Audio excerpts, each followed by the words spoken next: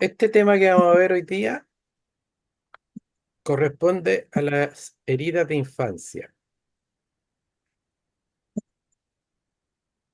Ps- Hay mucho material al respecto, muchos libros de este tema y tiene que ver mucho con la terapia. Para los terapeutas de todo tipo es bueno que se adentren en este tema porque obviamente que cuando atiendan a una persona, ya al indagar sus somatizaciones, sus pesares, sus dolencias, incluso físicas también, su conflicto, siempre está relacionado también con episodios de infancia, traumáticos.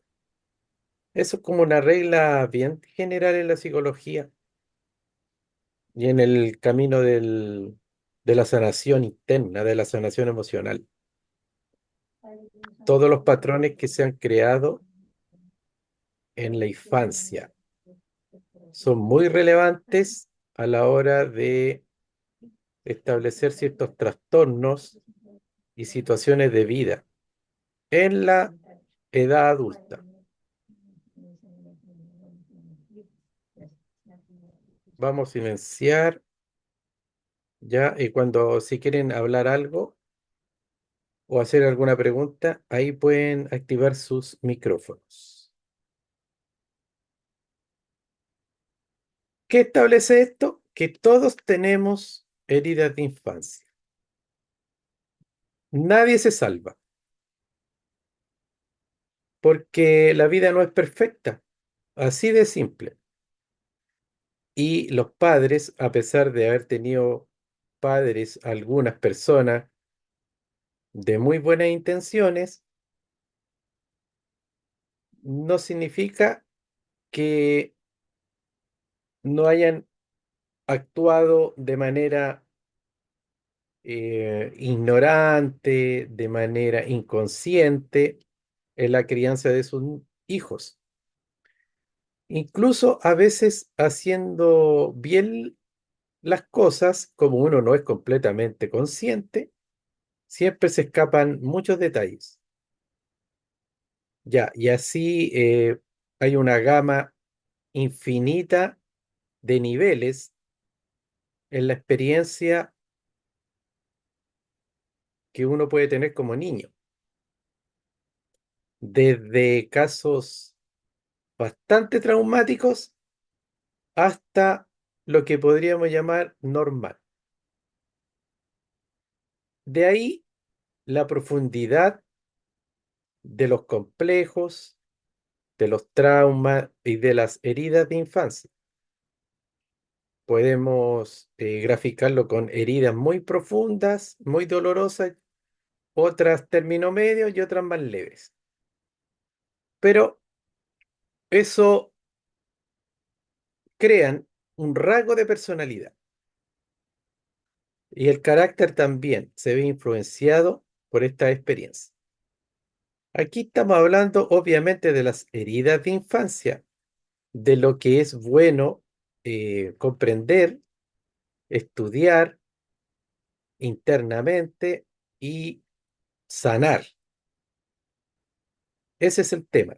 La necesidad de sanar, primero que nada, conocer eh, cuál de las 5 heridas de infancia es la que es más preponderante en uno, cuál es quizás no tanto, ya hay hacer un rango de valor y después entender o sentir la necesidad de hacer algo con eso, con ese autoconocimiento.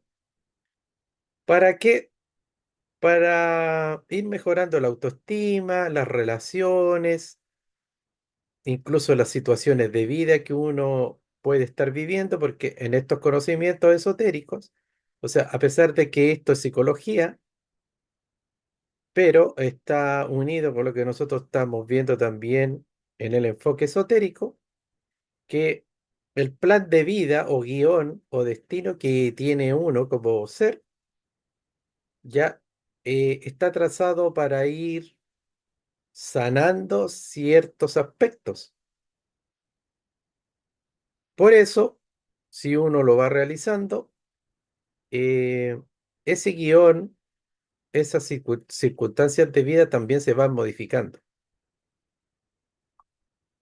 Esa es la idea, mejoramiento continuo.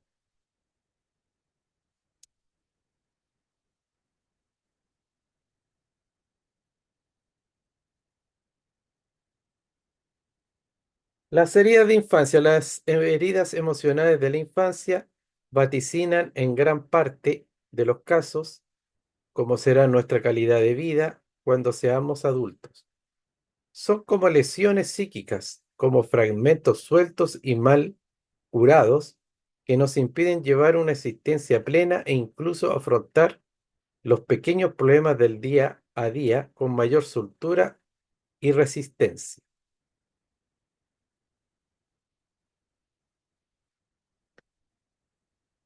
Queda claro que son situaciones, lesiones psíquicas. Entonces, así como el cuerpo físico se desplaza mal y se despliega mal con lesiones, eh, nuestra psicología, nuestro aparato psíquico también tiene un mal funcionamiento si tiene lesiones. De ahí la necesidad de ir sanando y armonizando esas lesiones. No es fácil lidiar con un pasado traumático. Sin embargo, aún lo es más cuando esas marcas se originaron en una edad temprana. En esa primera etapa de la vida de un niño donde carece aún de estrategias personales para manejar y entender ciertas dimensiones. Esto lo hablamos también en clases pasadas, que cuando uno es niño no tiene estrategia ni herramienta, ni la conciencia necesaria, ni la identidad para procesar experiencias, ya, y menos las traumáticas. Incluso más allá de las traumáticas, las experiencias de excesivo placer. Por eso es que tiene que haber una regulación eh, en lo que se le ofrece a un niño. O sea, a un niño se le ofrece excesivo placer, por ejemplo, azúcares, dulce, siempre estarlo llevando a situaciones de mucha adrenalina. Bueno, los niños también se acostumbran y se vuelven adictos a ciertas experiencias. ¿Ya? ¿Por qué? Por lo mismo, porque no se tiene la capacidad de procesar esa experiencia. Se viven nomás, se padecen. Así, de alguna forma, es muy común que siempre acontezcan 5 tipos de experiencias dolorosas o heridas emocionales de la infancia, que terminarán dejando una impronta muy evidente en nuestra personalidad. Son 5 las que están clasificadas como una totalidad, que reúne lo principal de esta experiencia. Pueden haber otras categorías, pero siempre es dentro de esta síntesis de 5 heridas. Obviamente que también hay eh, mezclas, ya se interrelacionan unas con otras. La primera que vamos a ver es miedo al abandono. En el fondo es la herida de abandono. La soledad es el peor enemigo de quien vivió el abandono en su infancia. Por tanto, es común que en la edad adulta se experimente un constante temor a vivir de nuevo esta carencia. De ahí que aparezca, por ejemplo, una elevada ansiedad a ser abandonado por la pareja, pensamientos obsesivos y hasta conductas poco ajustadas por el elevado temor a experimentar una vez más ese sufrimiento. Aquí estamos hablando de los niños que experimentaron mucho abandono, ya se crea un patrón ahí de miedo a la soledad, de no saber procesar bien las relaciones de pareja, con ese terror y constante conflicto y proyección de un posible abandono. Y eso produce mecanismos psicológicos bastante complejos, porque a veces estas personas, ya ante el miedo y la desconfianza y la paranoia de sentir que van a ser abandonados, ellos abandonan antes. Es como que se boicotean, ¿ya? Y también esa misma inseguridad y miedo al abandono crea muchas situaciones conflictivas que por lo mismo una persona llega a un momento que decide abandonarlas porque no soportan ese, ese trauma de su pareja por el mismo miedo al abandono. Entonces, mu- una de las complejidades que uno tiene que entender en estos temas es que a veces por tener esos patrones latentes, esas heridas abiertas, uno mismo produce lo que se llama las profecías autocumplidas, que muchas veces uno le tiene temor a ciertas circunstancias o piensa o procesa o tiene percepciones muy erradas de la realidad de acuerdo a estos patrones anómalos y uno mismo va creando inconscientemente la situación. Es como que uno mismo crea la realidad a la cual le teme.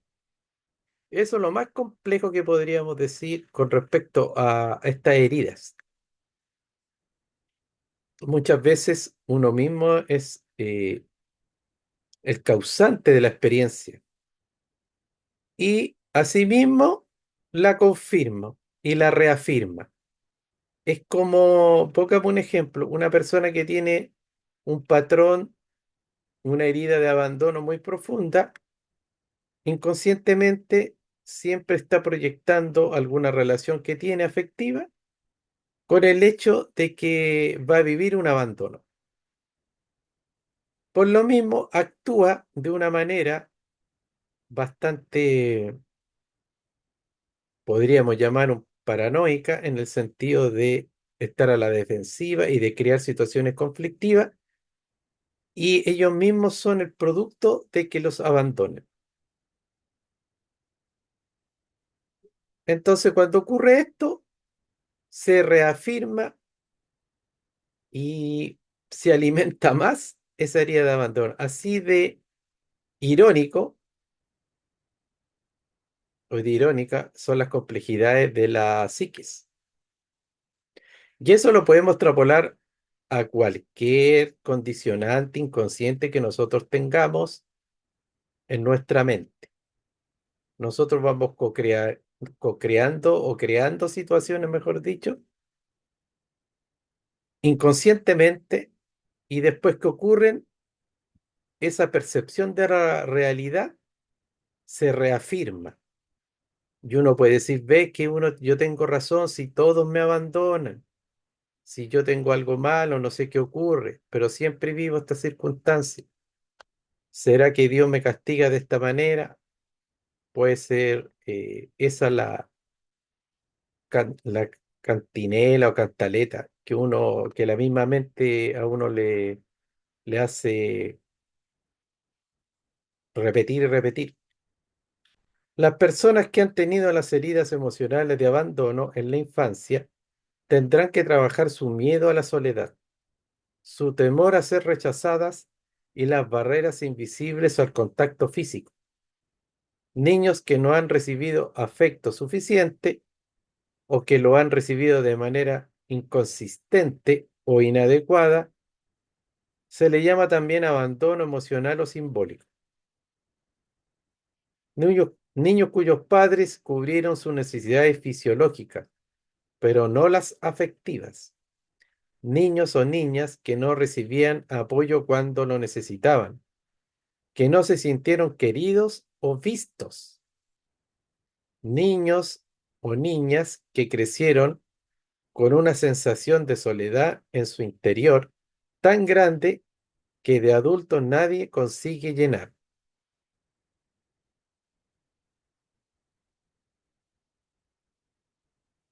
Bueno, aquí yo creo que en este texto está la clave del miedo a la soledad, temor a ser rechazados y barreras invisibles al contacto físico. Esos son parte de las manifestaciones de esa herida de abandono. Si alguien sufrió durante su infancia soledad y abandono emocional, aprenderá a vivir sus relaciones con miedo, inseguridad y recelo. Será más vulnerable de caer en relaciones de dependencia afectiva, porque el simple hecho de imaginar una ruptura es demasiado aterrador. Su niño interior o niña interior se revuelve cada vez que debe afrontar una separación. Por corta que sea, demandarán atención constante de su pareja, hiperactivando ese sistema de apego infantil que nunca pudo desarrollarse con normalidad. Entonces, ante situaciones de distanciamiento, en el nivel que sea, se va a funcionar o se va a actuar, a responder de una manera exagerada, porque no se responde a la situación en sí, que puede ser algo muy comprensible o leve, sino que se activa la herida ya de infancia.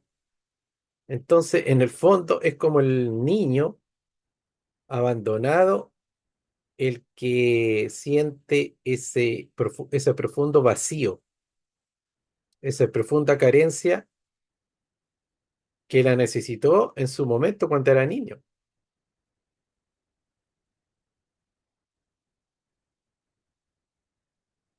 Por eso que las parejas que están con personas que están muy heridas en estos sentidos,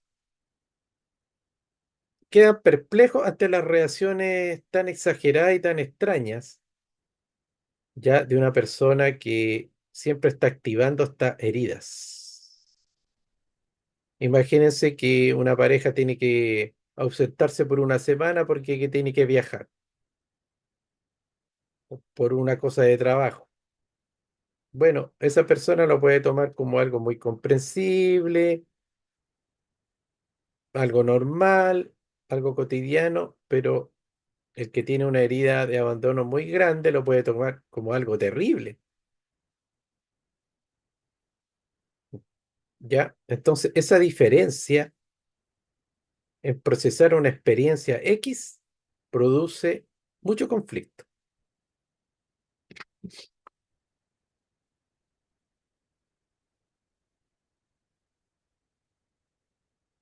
La forma de sanar es que seas consciente de que el que sufre es tu niño interior, no el adulto que hoy eres. Aprende a disfrutar poco a poco de tus momentos de soledad. Abraza al niño o niña herido que llevas dentro. Una clave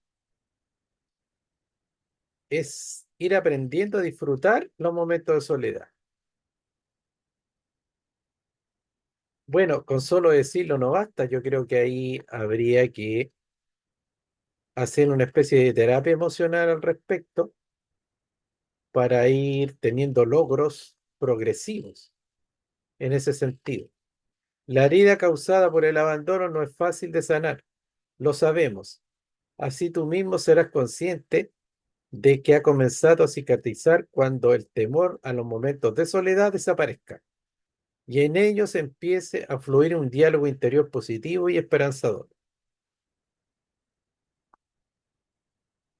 Ya cuando en los momentos de soledad uno se sienta muy bien, en equilibrio, relajado, quiere decir que ese patrón, esa herida está comenzando a sanar.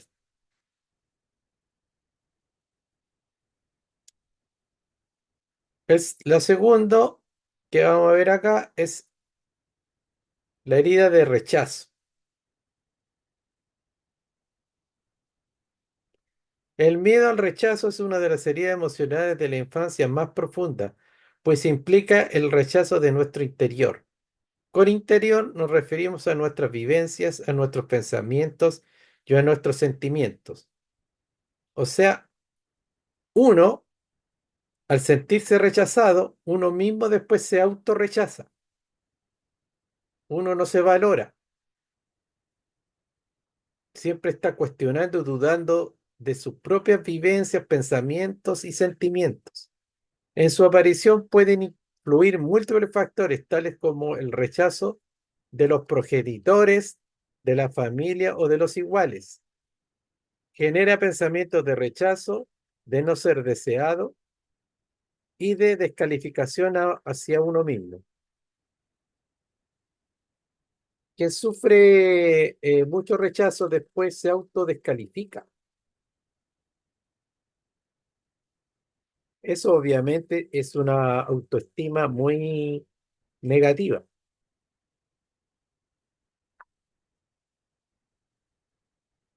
La persona que padece miedo al rechazo no se siente merecedora de afecto ni comprensión y se aísla en su vacío interior. Esto también lo encuentro clave. No sentirse merecedor de afecto ni de comprensión. ¿Ya? Como dije, la autoestima ahí bastante dañada. Es probable que si hemos sufrido esto en nuestra infancia seamos personas huidizas. Las personas huidizas son las que siempre están rehuyendo reuniones sociales, compromisos, desafíos, etcétera. Si un niño recibe señales de rechazo, en su interior crecerá la semilla del autodesprecio, la sensación de que algo malo habita en él. Pensará que no es digno de amar y ser amado. Miren qué terrible tener ese patrón psicológico, que obviamente está en la sombra, un patrón inconsciente de no sentirse digno de amar y de ser amado. Yo he hablado con muchas personas que no creen en el amor, porque, bueno, hay algunos que ya son adultos y ni siquiera se han enamorado, que el enamoramiento eh, es bastante automático y también inconsciente. El enamoramiento no es un proceso consciente que uno elige, no es un compromiso, sino que es algo que uno le llega, se activa solo. Y ni siquiera dicen que han vivido ese proceso, o sea, ni siquiera estamos hablando de amor, de un amor maduro, sino que enamoramiento. Entonces dicen que no creen en el amor porque nunca se han enamorado, nada. Y ya son adultos. Bueno, si lo piensan, lo sienten, lo creen y lo verbalizan, así será. ¿Ya? Son dueños de la creación de su vida y su experiencia ya. Ante ese dolor reprimirá sus emociones.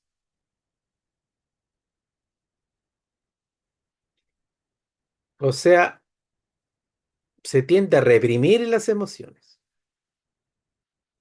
Más encima, si se empieza a sentir eso que uno considera que no es digno, inconscientemente se reprime. Así de, como digo, irónico son estos patrones inconscientes. Los niños rechazados pueden desarrollar un estilo de apego evitativo. Es decir, crecerán sin conectar con sus emociones, evitando la expresión de las mismas y manteniendo una actitud fría y distante en sus relaciones. Frialdad, distancia. Ujú. Estamos en el rechazo. Si alguien sufrió rechazo durante su infancia, lo revivirá vaya donde vaya. Ante la mínima crítica, sentirá el sufrimiento de ese niño interior herido. Como forma de compensarlo, necesitará la constante aprobación de los demás y no tolerará opiniones distintas a las suyas, ni tampoco críticas, ya que tiene una herida del rechazo, es muy sensible a las críticas y muy pendiente del qué dirán, ya por lo mismo, muy vulnerable a la opinión de los otros, poca seguridad interior. Bueno, si uno tiene bastante desarrollada esa herida, obviamente que va a vivir situaciones de mucha frustración y de pocos logros en la existencia. La forma de curarte es comenzar a valorarte y mantener a raya esa voz interior tan dura y tan crítica que retumba con mensajes de tu infancia. Si es tu caso, ocúpate de tu lugar, de arriesgar y de tomar decisiones por ti mismo. Cada vez te molestará menos que la gente se aleje y no te tomarás como algo personal que se olviden de ti en algún momento.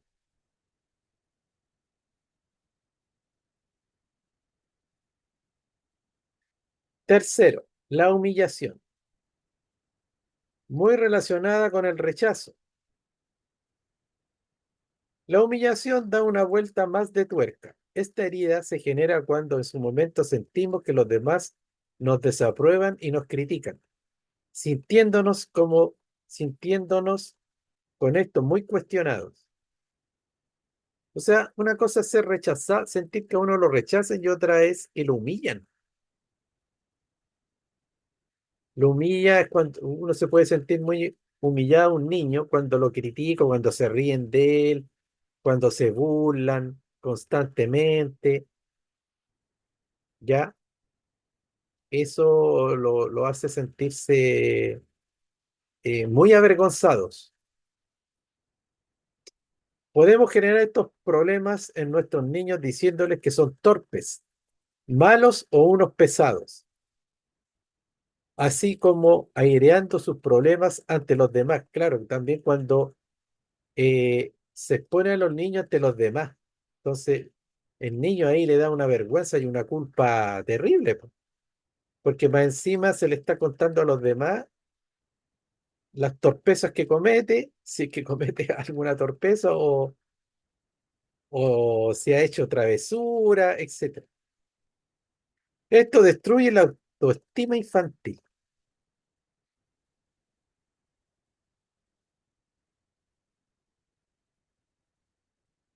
Las heridas emocionales de la infancia relacionadas con la humillación generan con frecuencia una personalidad dependiente.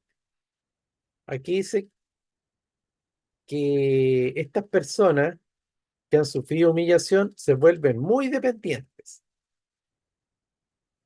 Ya todos sabemos más o menos de qué se tratan las personalidades dependientes. Además, podemos haber aprendido a ser tiranos y egoístas como un mecanismo de defensa e incluso a humillar a los demás como escudo protector. Bueno, también es como bastante general entender que lo que le ocurre a uno, lo que uno padece cuando es niño, uno lo replica cuando es grande. Muchas veces, muchos niños que fueron muy castigados, después son castigadores.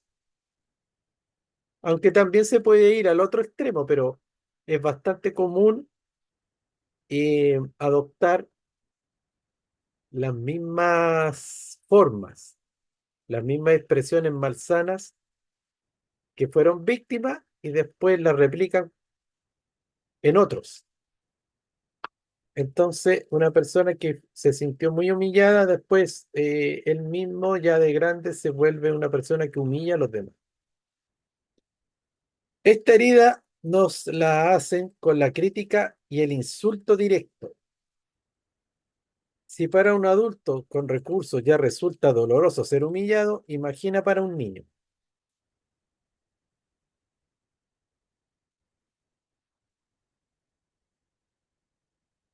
Esta herida es típica de las víctimas de acoso escolar.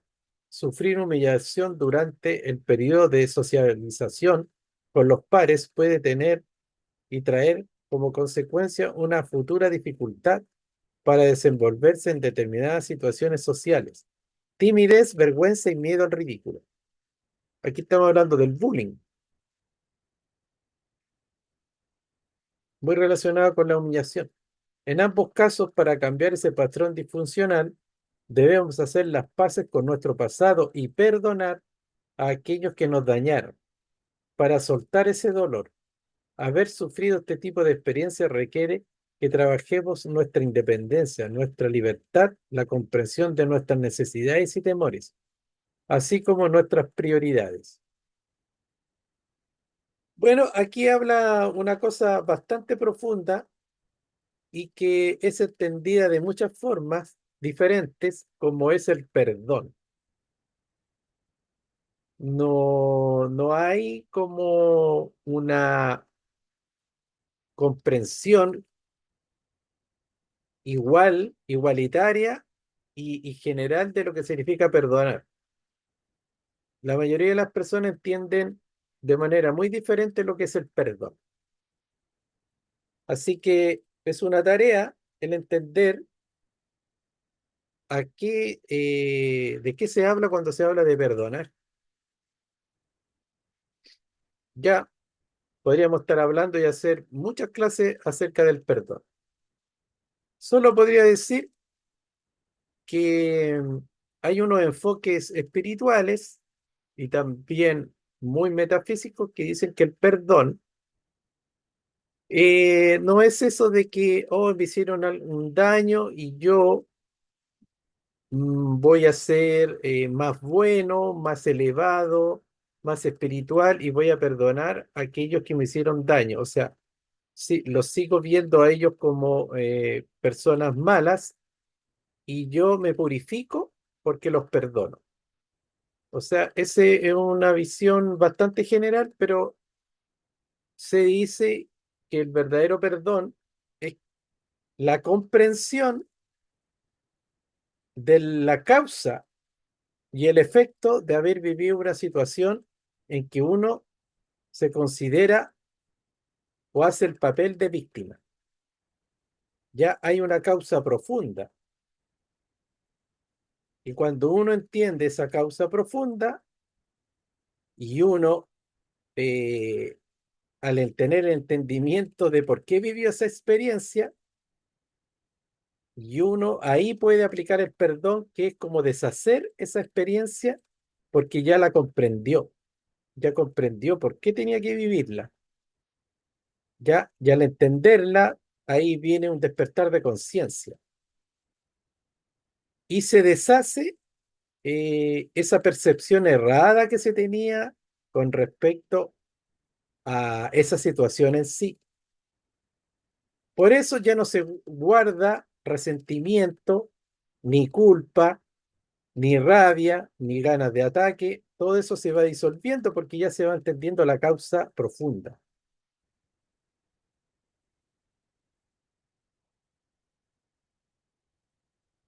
Eh, Recordemos que en la metafísica se dice que todo es reflejo de uno mismo, de la ley del espejo, ¿ya? Y lo que le hacen a uno, ¿ya?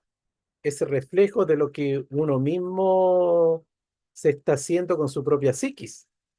Entonces, es un estudio bastante profundo al entender una causa interna con respecto a lo que le está ocurriendo en el afuera. Ya es un proceso complejo, profundo y que tiene muchas capas. Podría dar un ejemplo. Una persona que es estafada o que es traicionada, deposita la confianza en un socio, en un amigo, en una persona de confianza, como digo, y esa persona a uno lo estafa o lo traiciona. Obviamente, ¿qué es lo que genera? Sensación de injusticia, rabia, frustración, culpa por haber confiado, ¿ya? Entonces, ¿cómo se podría perdonar esa situación?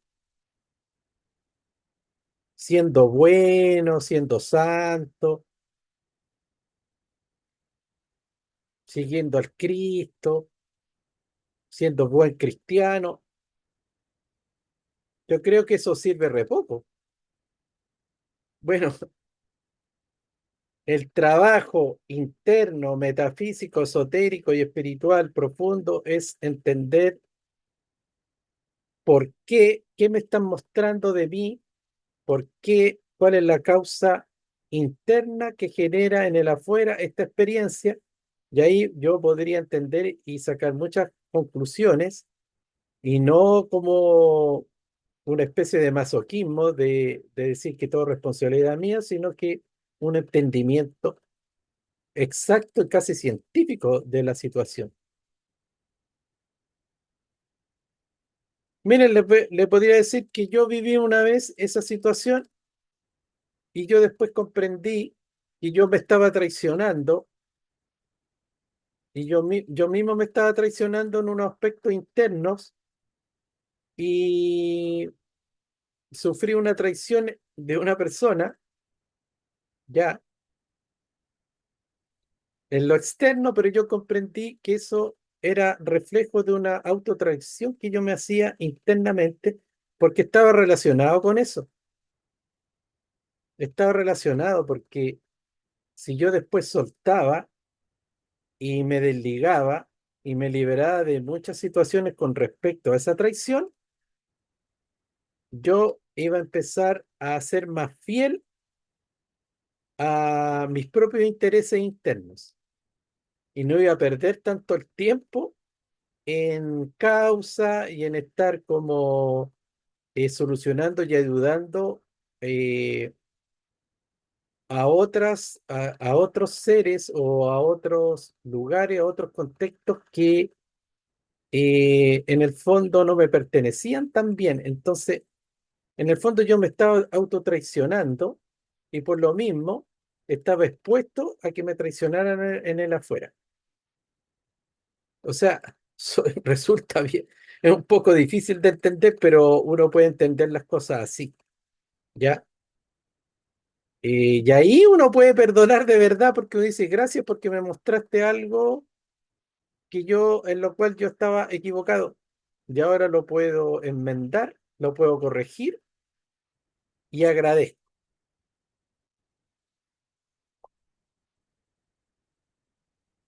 Jenny, ¿quieres decir algo? Hola a todos. Hola. Sí, que me hace mucho sentido lo que dice. De pronto no es tan fácil darse cuenta o caer en la cuenta de que el otro siempre es un espejo. Y tal como dices tú, pues incluso en las infidelidades, cuando eh, uno ve esa infidelidad, ya sea en la pareja o de parte de uno, es porque también uno mismo se está haciendo infiel. Entonces, esa persona le viene a representar, ¿cierto?, cuántas veces uno se infiel a sí mismo. O sea, quería reforzar un poco lo que tú decías porque me hace mucho sentido. Eso. Gracias. Ahora, yo reconozco que los temas estos son muy complejos porque la mente, inmediatamente cuando uno empieza a hablar estas cosas, empieza al tiro a sacar unas conclusiones que son bastante particulares. Por ejemplo, si uno sufre una infidelidad, uno puede entender ya qué está haciendo de espejo, en qué uno mismo se es infiel, y así, y así, y así, lo que no significa que uno dice, ya lo entendí, deshago esta situación, sigue siendo infiel porque el problema es mío. No significa eso. Por eso que a veces la mente funciona de manera bastante particular y errada con respecto a estos conocimientos. Hay que ser bastante equilibrado y maduro para irlos procesando bien. Imagínense que, de acuerdo a así inventando un ejemplo, ya, una persona se es infiel porque no se respeta, no sigue sus intereses, se deja por el otro, está viviendo como a la sombra de su pareja y su pareja le es infiel, ¿ya? Y sí, le ha sido infiel varias veces. Entonces, esta persona puede entenderlo con respecto a esta enseñanza y puede decir, ya, me doy cuenta que yo mismo me he sido infiel porque no me he puesto no me he dado el valor que tengo. Ya, entonces ahora voy a darme el valor que yo mismo tengo. eh, entonces, ya, agradezco la situación, me di cuenta, el espejo, se agradece, lo entiendo, perdono porque ya se deshace la causa interna, psicológica, psíquica, que causa estas situaciones. Por ende, ya estoy corrigiendo mi autoestima y si la otra persona me vuelve a ser infiel, le digo que nos separemos porque yo ahora como me valoro y me soy súper fiel a mí, a mis convicciones y a mis valores, no voy a vivir con alguien infiel. Así, o sea, puede ser que uno tome una decisión en ese sentido o en otro sentido. Da lo mismo, eso es muy particular de uno y de la experiencia de cada cual. Entonces, aquí no hay receta así de autoayuda, decir, tú si te pasa esto, tienes que hacer esto, si te pasa esto otro, no. Son puras experiencias particulares, personales. Y todas las procesan de acuerdo a su propia experiencia de vida, a su propio aprendizaje. La traición o el miedo, esta tiene que ver con la herida de traición. Vamos, la cuarta, queda poco. Esta herida viene de las promesas incumplidas. ¿Cuántas veces nos sentimos que nuestros padres nos prometían algo y no cumplían? Bueno, yo creo que si eso es bastante repetitivo y profundo, ahí la herida de traición sería una de las más prominentes en un niño. Aunque no lo creas, el sentimiento de traición y desconfianza viene en muchas ocasiones de estas situaciones. Así que piensa antes de lo que le vas a prometer a tus hijos. Incluso a un niño o niña, las personas con esta herida sufren sentimientos persistentes de aislamiento y desconfianza. O sea, quien tiene una herida de traición muy fuerte se vuelve muy desconfiado. Y ya si son casos graves, graves, con rasgos paranoides.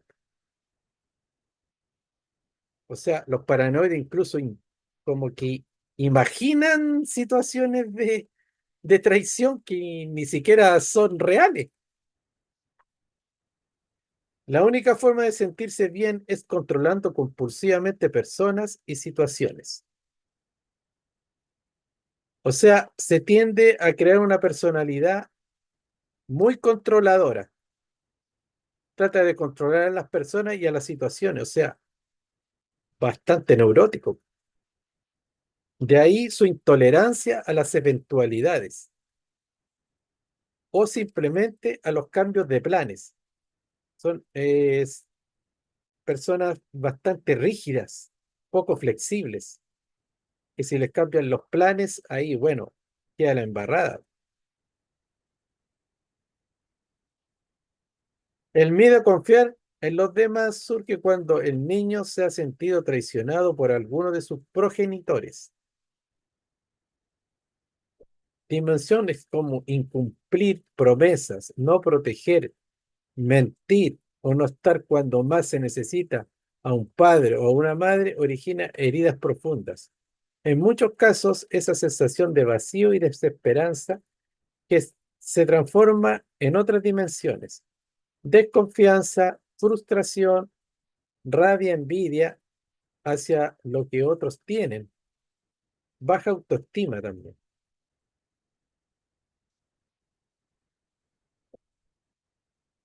Haber padecido una traición en la infancia construye personas controladoras y que quieren tenerlo todo atado y reatado. Si has padecido estos problemas en la infancia, es probable que sientas la necesidad de ejercer cierto control sobre los demás, lo que frecuentemente se justifica con un carácter fuerte. Estas personas suelen confirmar sus errores por su forma de actuar. Sanar las heridas emocionales de la traición requiere trabajar la paciencia, la tolerancia y el saber vivir, así como aprender a estar solo y a delegar responsabilidades.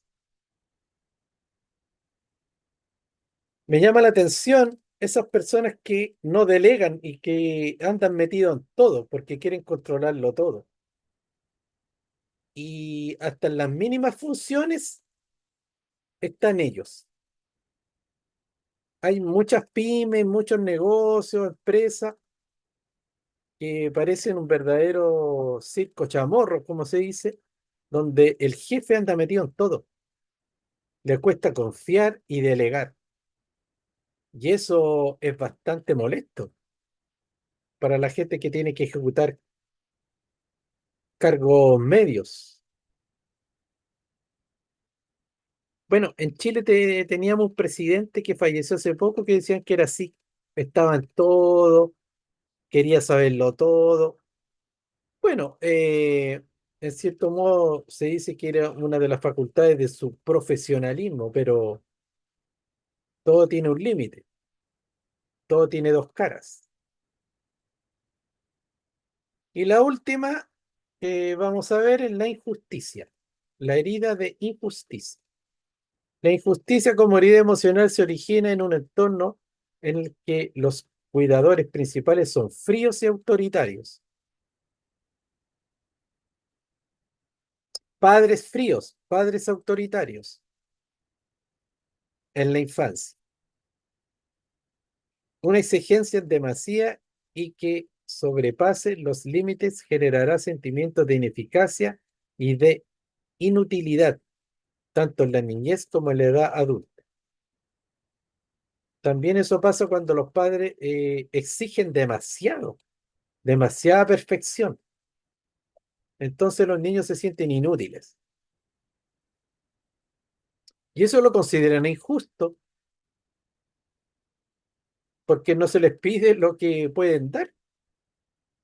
Esta herida viene de una educación autoritaria y no respetuosa hacia los niños y niñas.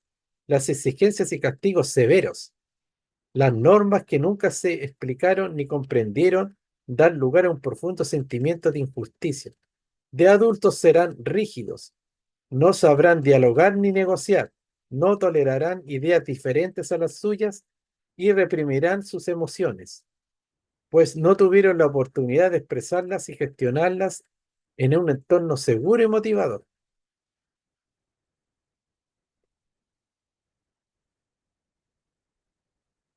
Un autor experto en este tema es, sin duda, no sé cómo se dirá, por aquí dice John Shaw, un respetado académico de la educación. Según Shaw, tal y como se explica en uno de sus trabajos, el autoritarismo en el hogar y en la propia educación afecta tanto al desarrollo psicológico y emocional, como al potencial y rendimiento de los propios niños.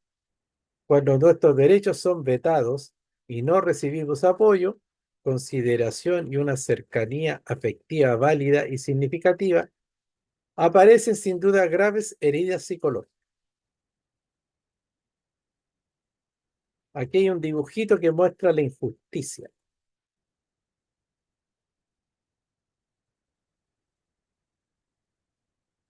Las consecuencias directas de las injusticias en la conducta de quien la padece serán la rigidez y la baja autoestima, la necesidad de perfeccionismo, así como la incapacidad de tomar decisiones con seguridad. En estos casos es importante trabajar la autoestima, el autoconcepto, así como la rigidez mental, generando la mayor flexibilidad posible y permitiéndose confiar en los demás.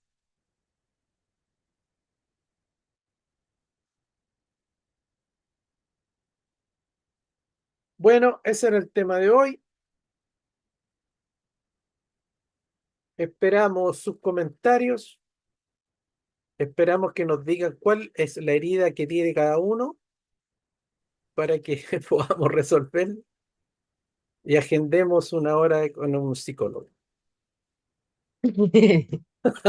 No, no, Yo creo que tenemos un poquito de todas, ¿eh? Muchas sí, Bueno, pero gracias.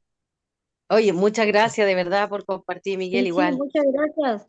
Muy interesante ha estado las heridas de la infancia. Siempre en persona, por ejemplo, en mí me ha calado bastante, ¿eh? Porque sí ha habido siempre traiciones, ha habido infidelidades. Entonces, eso nos enseña. Muy bueno, muy buena clase.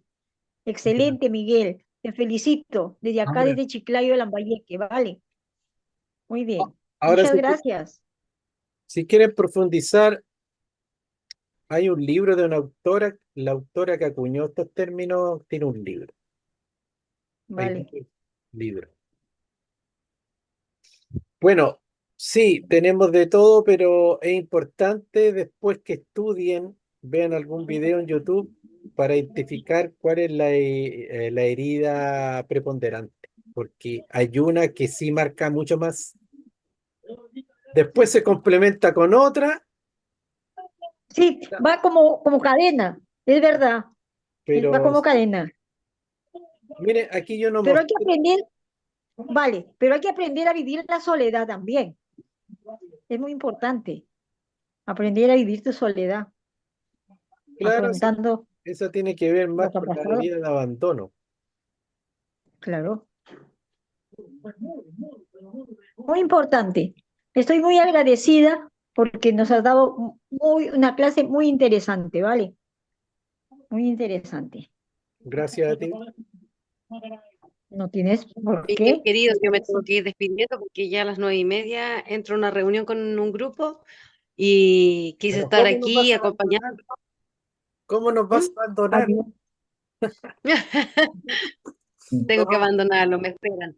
ya, Pero estoy muy vale, agradecida de que compartas tu conocimiento y por supuesto que resuena y lo vamos a tener en cuenta para ahí hacer un checklist, para ir al Sí, psicólogo.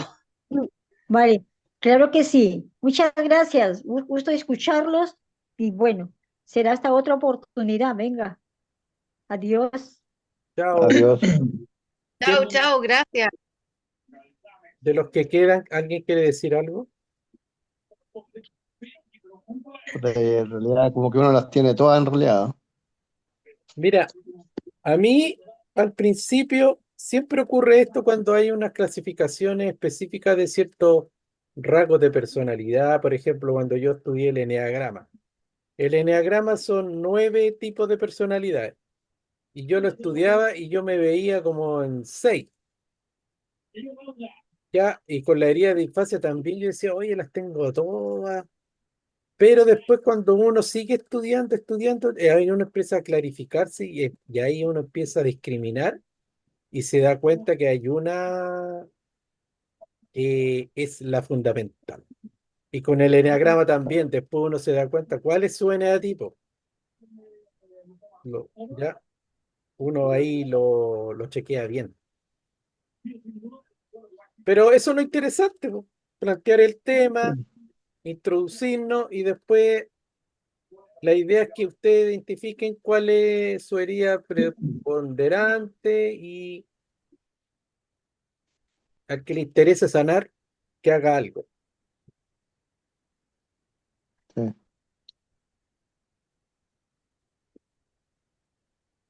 Miren, incluso da para mucho este tema, ¿ah? Porque hay mucho al respecto, mucho conocimiento.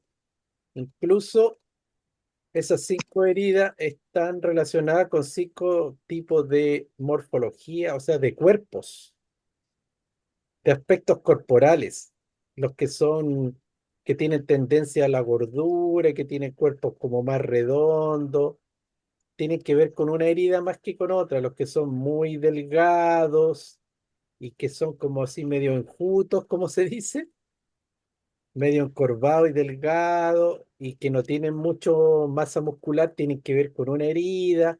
Los que son así bastante firmes, fuertes, así como toros, tienen que ver con otra herida. Hay 5 tipos de cuerpos y están relacionados con esa herida. Y también, bueno, hay unos que se combinan, pues ya ahí uno ve también que se tiene más de dos están más relacionados con 2 tipos de herida, entonces los cuerpos ahí también tienen combinación. Pero eso también es bien interesante. Oye, Miguel, hola, buenas noches, ¿cómo están? ¿Y eso de los cuerpos no tiene que ver con la genética? Porque siempre los papás se parecen a los hijos, o sea, no, los hijos se parecen a los papás y así, a los abuelos. Todo tiene que ver con todo. Ah, ya. A veces Oye, va a parecer hay, darme las uñas. Ya. hay cosas a veces que se llaman sincronías. Ya, ¿cómo eso? Mira, todos los gorditos no son iguales también. Hay gorditos que tienen, hay gordos que tienen buena masa muscular, Ya, que son así como,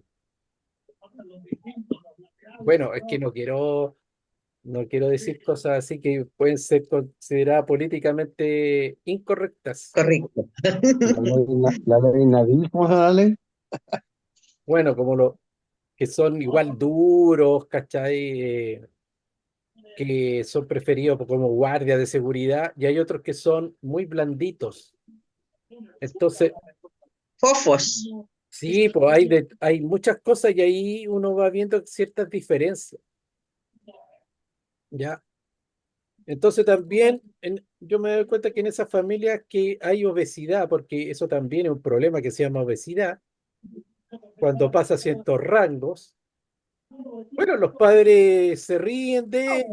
Cuando eran niños, los compañeros le decían, le ponían sobrenombre y sufrían humillación y después los hijos viven lo mismo. Pues sí, a las personas que tienen grados de obesidad, la sociedad los trata de la misma forma. Entonces, claro, hay algo genético, pero socialmente se replican conductas y patrones. Así que a eso yo le llamo sincronía. Mm,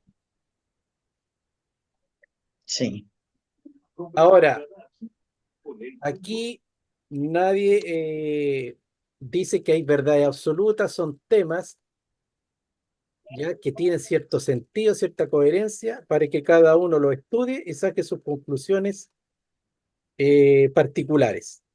Y unas cosas te pueden hacer mucho sentido y otras no, y así es la vida. exacto. Sí. Nosotros no tenemos acá el síndrome de Jesucristo, que decía, el que no está conmigo está contra mí. Yo soy la verdad y la vida, o sea, el que piensa distinto está más equivocado que no sé qué. Claro. Ahora, lo que yo estoy diciendo es una ironía, eso del síndrome de Jesucristo. Usted Es sabe, primera vez que lo escucho porque se supone que como hijo de Dios él tenía la certeza de lo que hablaba. eso es lo interesante. Eso es lo interesante. Para terminar esta clase, hablemos de ese tema en que se escapa de lo que hablamos, pero que es interesante. A Jesucristo, una convención de grandes psiquiatras y psicólogos lo examinaron dejando de lado la creencia de que él es un hijo de Dios, que es un maestro iluminado, un ser sobrenatural, un mesías, un profeta, no. Lo quisieron examinar como con los parámetros normales que se examina a toda la gente. Ya, de acuerdo a los parámetros de la psicología y de la psiquiatría tradicional, normal. Y llegaron a la conclusión de que esa persona escapaba de la normalidad y tenía síndromes. Tenía un síndrome, tenía complejo, trastorno, de todo. ¿Por qué? Porque lo que él decía de sí mismo, si cualquier persona lo dice, o sea, está considerado un loco, ¿ya? Entonces, para la psiquiatría y la psicología, Jesucristo estaba loco, porque él decía, soy hijo de Dios, no soy de este mundo, el que no está conmigo está contra mí. O sea, si yo empiezo a hablar eso en mi trabajo, donde estoy estudiando, en mi casa, soy loco, ¿cierto? Bueno, lo examinaron con esos parámetros. Entonces dijeron que habían otras personas en el mundo que tenían las mismas características y claro, pues, caían en una calificación como de locura.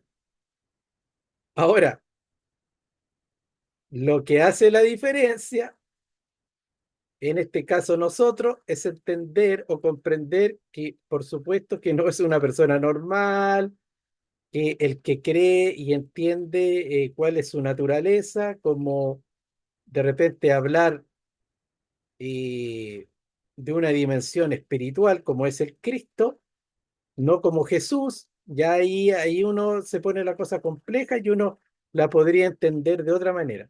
Pero lo que yo estoy diciendo que fue analizado como cualquier mortal y bajo los parámetros que se le aplican a todas las personas y se creó una nueva clasificación que es, no sé si el complejo, el síndrome de Jesucristo se llama. Es como un delirio mesiánico también.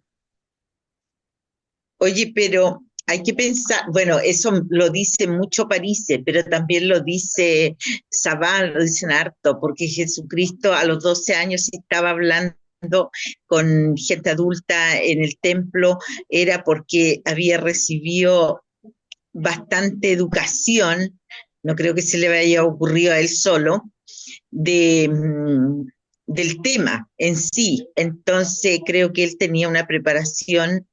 Se habla de un tal Gamaliel también que le enseñaba a él y, y en realidad cuando tampoco le era tan orgulloso como se le llama con este síndrome, porque eh, cuando le decían, oye, tú eres el Cristo, él decía, tú lo estás diciendo, o sea, tampoco, también se le sacaba de contexto. Entonces, yo creo que él, para ese entonces, para la comprensión, piensa tú que en esos tiempos muy poca gente sabía leer y escribir. Entonces, yo creo que, aparte que la Biblia se escribió, no sé, como 300 años después, o no sé cuánto tiempo después de que él falleció, entonces yo creo que hay muchas cosas que se sacan de contexto. Sí, sí, yo creo que tampoco se puede tomar tan literalmente todo lo que está en la Biblia. Tú piensas que una coma en todo lo hemos hecho en el colegio, en No, cualquier parte, yo te no dictan hablo una de frase, no lugar, para terminar, no hablo de la te Biblia nomás, dictan una frase, hablo de la enseñanza de Jesús, no de la Biblia. entonces, sí, pues, pero es que en la Biblia está hay hartas cosas que están, es de la enseñanza de Pero Jesús. hay hay no sé cuántos Hay libros que no son de la Biblia, eso es de la... gnósticos que se los sacaron, pero lo que, para terminar, o sea, hoy en día hemos hecho ese experimento que tú a una frase le cambias la coma y dice otra cosa. Entonces tampoco hay que ser tan literal, porque Yo podría decir que Jesús, a veces que hablaba no era Jesús, era el Cristo. Entonces, cuando el espíritu habla, el espíritu es radical, porque el espíritu es uno y el espíritu es una realidad.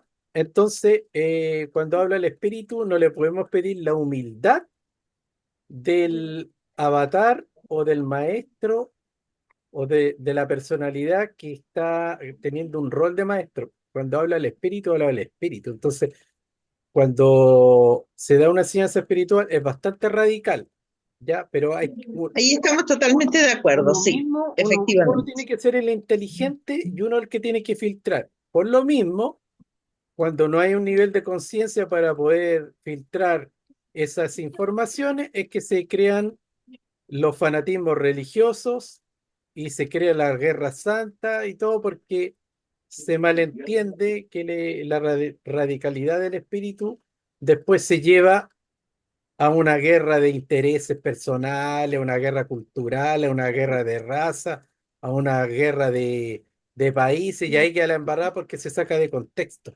O sea, Efectivamente. la ciencia espiritual después se lleva a una cosa terrenal. Y ahí todo, por ejemplo, cuando el espíritu dice ustedes son los hijos de Dios y lo escuchan en un país, después en ese país creen que ellos nomás son los hijos de Dios, entonces es el Justamente. no entendimiento de las enseñanzas espirituales. Bueno, lo dejamos hasta acá, nos vemos y agradezco que ahora se reunió más gente, así que vamos bien y que estemos con salud, prosperidad, amor, alegría y todo lo bueno para el próximo jueves. Seguir en esta línea. Nos vemos. Chao. Buenas noches, Nos que estén vemos. Gracias, bien. Miguel. Chao, chao. Gracias.